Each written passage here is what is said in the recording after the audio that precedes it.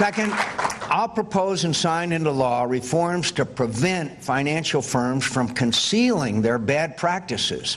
An inexcusable lack of financial transparency allowed Wall Street firms to engage in reckless behavior that padded their profits, fattened executive bonuses when times were good, but now imperil the financial security of millions of Americans when their bets turned sour.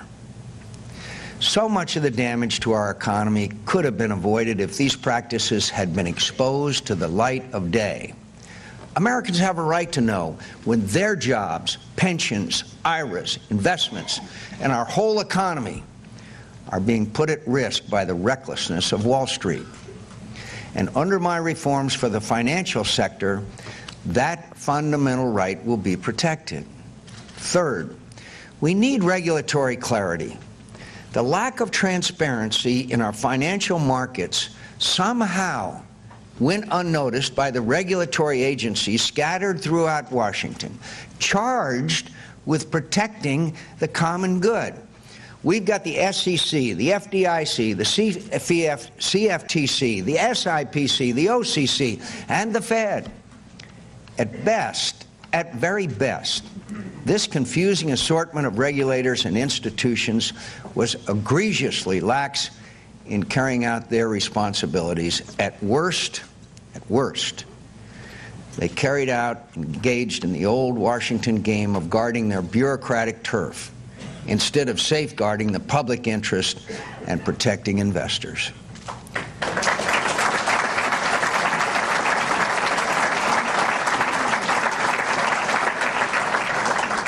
As you may know, yesterday I called for the resignation of the SEC chairman. He's a good man. There needs to be accountability in Washington. Accountability has been missing too long. One of the books that Mark Salter and I wrote, they're available on Amazon, by the way, we talked about what to me was one of the most impressive things about one of our great presidents, Dwight David Eisenhower, when he was commander and was in charge of the largest military operation in history, the invasion of Normandy.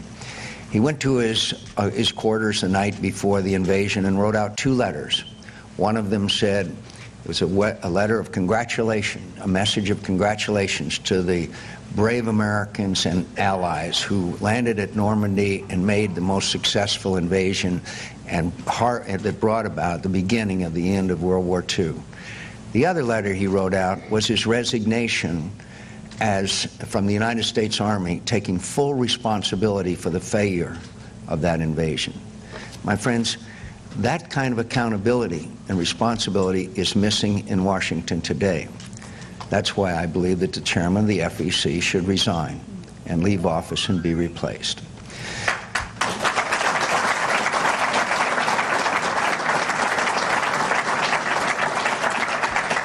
You know, many in the financial services industry also either forgot or neglected their duty to act ethically and honorably. This shortcoming was aided and abetted by the creation of financial instruments that allowed lenders to escape any responsibility for the risk of their loans.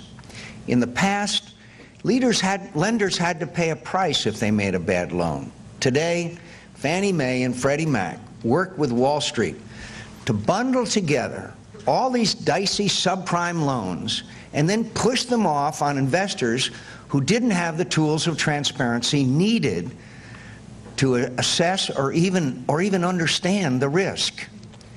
The current system promotes confusion, encourages bureaucratic infighting, and creates incentives for financial firms to cut corners.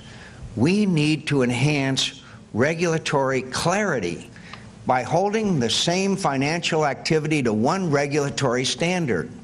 We don't need a dozen federal agencies doing the job badly.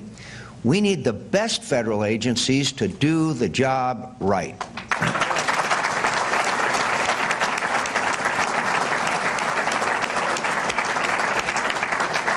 Fourth, we must ensure that consumers and investors are protected. Our regulatory system must protect consumers and investors by punishing individuals who engage in fraud, break contracts, or lie to customers, like the predatory lenders who knew you can't afford an adjustable rate mortgage, but misled you into signing one. These actions are criminal, and the people who commit them should be behind bars. And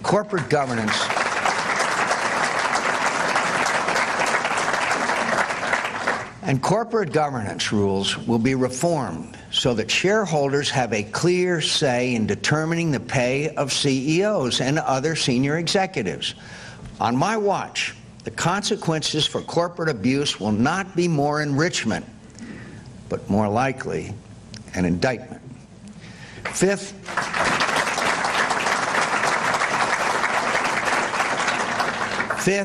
in cases where failing companies seek taxpayer bailouts, the Treasury Department will follow consistent policies in deciding whether to guarantee loans. It must have well-developed remedies for a financial crisis. With billions of dollars in public money at stake, it will not do to keep making it up as we go along. Finally, the Federal Reserve should get back to its core business of responsibly managing our money supply and inflation. It needs to get out of the business of bailouts. The Fed needs to return to protecting the purchasing power of the dollar. A strong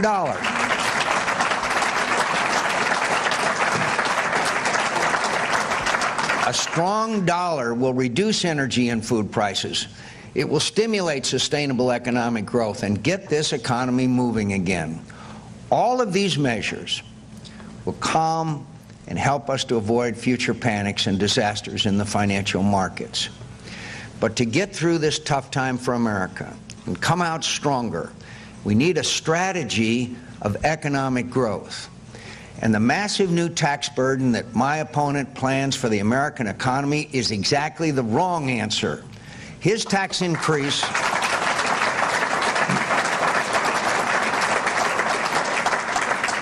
tax increase along with the enormous new federal programs he proposes, are the surest way to turn a recession into a depression. In every respect, the Obama tax hikes would make things even worse for the working people of this country. I have proposed and will sign into law an economic recovery plan for working Americans that is directed to the middle class. It will grow this economy, create millions of jobs, and bring opportunity back to Americans. You will get a tax policy that creates family prosperity and allows you to save for the future. I won't raise your taxes on income or investments, and we'll simplify the tax code so people can understand it and do their tax returns themselves. Wouldn't that be wonderful?